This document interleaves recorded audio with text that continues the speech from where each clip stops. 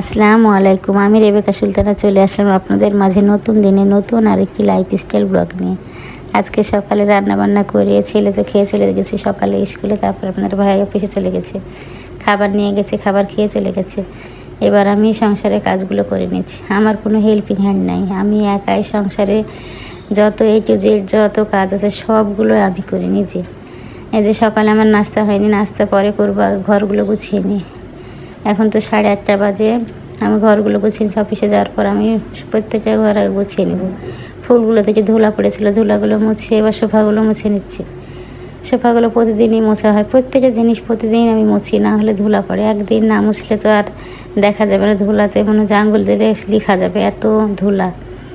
সবগুলো মুছে পরিষ্কার করে নিচ্ছি। দেখেন একা একা সব কাজ করি সংসারে। তারপরে আমার একটু সেলাই পছন্দ, একটু সেলাই নিয়ে বসি। কাজকাম সেরে তারপরে গোসল করে ঘর বাড়ি ঝাড় দিয়ে মুছে গোসল করে তারপর সেলাই নিয়ে একটু বসি। তারপরে তো বিকেলে প্রাইভেট আছে, এই যে সব ঘরগুলো গুছিয়ে দিচ্ছি। সংসারকে ভালোবেসে যতই শরীর অসুস্থ থাক কাজ করতেই হবে। কাজগুলো করলে তারপরে মনে হয় যে অনেকটা শান্তি পাওয়া যায় সংসারে সব কাজগুলো সেরে।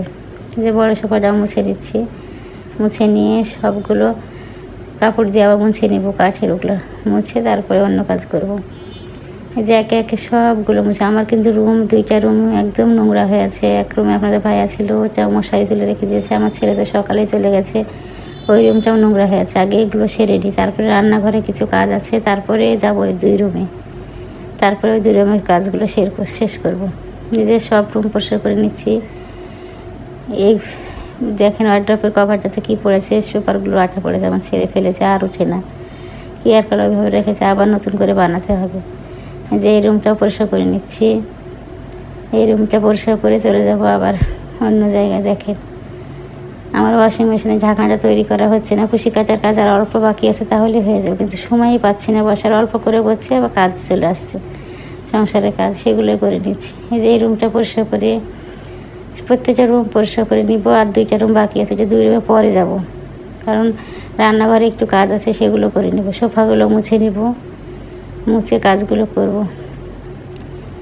কাজ করতে করতে মনে হয় যে এখন 9টা বেজে গেছে। দেখেন তারপরেও আমার আরও অনেক কাজ বাকি আছে। আমি কাজ সেরে তারপরে সকালের খাবারটা খাবো, কাজগুলো সেরেই নিই বলে সবগুলো এই শোকেসের জিনিসগুলো কবে বের করব বলেন, আর কবে আর কি শোকেসটা পরিষ্কার করব। জিনিসগুলো সবগুলো ধুয়ে মুছে পরিষ্কার করতে হবে। যেগুলো বের হয় মেহমান আসলে সেগুলোই ধুয়ে ধুয়ে রাখা হয়, কিন্তু সম্পূর্ণ শোকেসে ডিপ ক্লিন করাই হচ্ছে না। আমার 1.5 বছর হয়ে গেল, আমি করতেই পারিনি।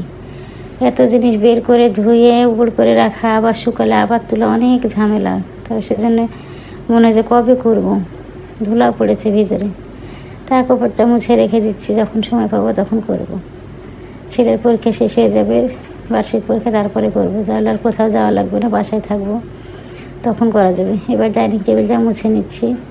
খাওয়ার পরে তো রাত্রে মুছে নিয়েছিলাম, এখানে খেয়েছিলাম, তারপরে মুছে নিয়েছি, আবারও মুছে নিচ্ছি। মুছে তারপরে রান্নাঘরে অনেক কাজ আছে, রান্নাঘর জায়গায় কাজগুলো সেরে নেব। দেখেন এগুলো খসে পড়ে গেছিলো, এগুলো আপনাদের ভাইয়া ড্রিল মেশিন দিয়ে লাগিয়ে দিয়েছে, এখন আর নড়ে না। ব্রাশের এই স্ট্যান্ডগুলো অনেক সুন্দর, এগুলো ভালোই লাগছে। পেস্ট এমনি এমনি অটোমেটিক বাড়িয়ে আসে, ব্রাশ দিলে বেরিয়ে আসে, অনেক সুন্দর। এবার রান্নাঘরে চলে আসলাম। দেখেন রান্নাঘরটা আমি রাত্রে তো অনেক সব কাজ পরিষ্কার করে রাখি, মুছে রাখি, তারপর সকালে না মুছলে হয় না। আজকে রান্না বান্না সেরেই মুছতে শুরু করেছি সব দিক মুছে। তারপরে রাত্রে অনেকগুলো কাঁচামরিচ নিয়ে এসেছিল, সেগুলো বাছতে হবে। এই যে রান্নাঘরটা একদম সুন্দরভাবে পরিষ্কার করে নিয়েছি। এবার দেখেন সরপেশগুলো আমি খাবার ঢেকে রাখি, সবগুলো দেখছি ময়লা হয়েছে, সেগুলো আমি এখন আবার ধুয়ে নিচ্ছি, ওই ভীম দিয়ে ধুয়ে নিচ্ছি। এগুলো ধুতে ধুতে আবার ফোন এসেছে, ফোন ধরতে গেছিলাম, ফোনে কথা বলে তারপরে আবার ধুয়েছি। পরে ধুয়ে তারপরে তুলে রেখেছি। পানিগুলো ঝরে যাবে, তখন আবার জায়গা মতো রেখে দেবো। আগে সরপেশগুলো ধুয়ে তারপরে অন্য কাজ করব। একটার পর একটা কাজ বেরোতেই আছে। যে ধোয়া হয়ে গেছে, আমি সবগুলো উপর দিয়ে দিচ্ছি। আমার এই থাল বাসন রাখা স্ট্যান্ডটা খুলে ফেলতে হবে, একদম মরিচা লেগে গেছে। 5 বছর হয়ে গেল, মরিচা লেগে গেছে। আর নর্মাল তো, সেজন্য মরিচা লেগে গেছে, ফেলে দিতে হবে। কিংবা ফুলদানি রাখবো এটাতে বারান্দায়, মনে করছি খুলে আর একটা কিছু কিনবো। এই দেখেন মরিচগুলো এখন বেছে নিই, পুঁই শাকগুলো তো ছাদ থেকে নামিয়ে কেটে রেখেছি, আজকে আর রান্না করিনি, কালকে রান্না করব। মরিচগুলো বেছে নিই, আগের মরিচগুলো সরিয়ে রাখলাম, এবার মরিচের বোঁটাগুলো বেছে তারপরে তুলে রাখবো ফ্রিজে। শপিং ব্যাগে যে ডাঁটাগুলো তুলে নিই, কালকে সকালে রান্না করতে হবে, সেজন্য আজকে কেটে রেখে দিলাম, কাজ একটু আগে রাখলাম। পেঁয়াজ মরিচও কেটে রেখেছি। দেখেন মরিচগুলো বোটা বাছা হয়ে গেছে, এবার উপরে একটা টিস্যু দিয়ে তারপরে যে আগের মরিচ কিছু আছে সেগুলো রেখে দেবো, ওগুলো আগে খেয়ে নেওয়া হবে। এভাবে মরিচ টিস্যু দিয়ে মরিচ লাগে 15-20 দিনে কিচ্ছু হয় না, একদম সুন্দর টাটকা হয়ে থাকে, কিচ্ছুই হবে না। এই যে উপরে টিস্যু দিয়ে উপরে আবার আগের মরিচগুলো রেখে দিলাম, রেখে তারপর আবার টিস্যু দিয়ে বক্সে বা এয়ারটাইট বক্সে রাখলে কিছুই হয় না, ভালো করে চেপে লাগিয়ে দিতে হবে, মরিচগুলো খুব সুন্দরভাবে থাকে।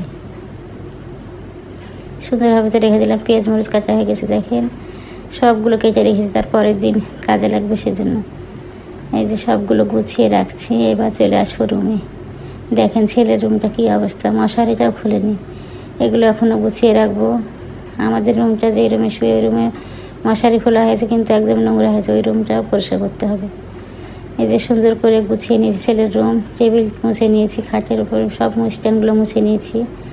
আর তো ঝুলের কথা বলাই যাবে না, প্রতিদিন ঝাড়লে প্রতিদিনই ঝুল, প্রতিদিন বালুন দিয়ে টানা হয়, তারপরেও ঝুল হবেই। সবগুলো একদম পরিষ্কার করে নিয়েছি, ড্রেসিং টেবিলটা পরিষ্কার করে নিয়েছি। চলে যাবো আমাদের রুমে, রুমটাও দেখেন কী অবস্থা, ঘুম থেকে উঠে চলে গেছে অফিসে, এইভাবে আছে। খাবার দাবার এই রুমে নিয়ে চলে আসলাম, কারণ এই রুমে সারাক্ষণ ফ্যান চলবে, সেজন্য এই রুমে নিয়ে চলে আসে। ডাইনিংয়ে রাখি না, নষ্ট হয়েছে, দুপুরে খেয়ে তারপর ফ্রিজে ভরে দেবো। এখন এই রুমটা পরিষ্কার, বেড কভারটা চেঞ্জ করে নিয়েছি, দেখেন চেঞ্জ করে রুমটা পরিষ্কার করে নিয়েছি। এই পর্যায়ে বলে নিই, আমার ভিডিওটি যদি আপনাদের এতটুকু ভালো লাগে প্লিজ লাইক কমেন্ট সাবস্ক্রাইব করে দিবেন, আর যদি ফেসবুক পেজতে দেখে থাকেন শেয়ার করে দিয়ে আমার সঙ্গেই থেকে যেতে পারেন। আর যারা অলরেডি এই কাজটা করেছেন তাদেরকে অসংখ্য অসংখ্য ধন্যবাদ।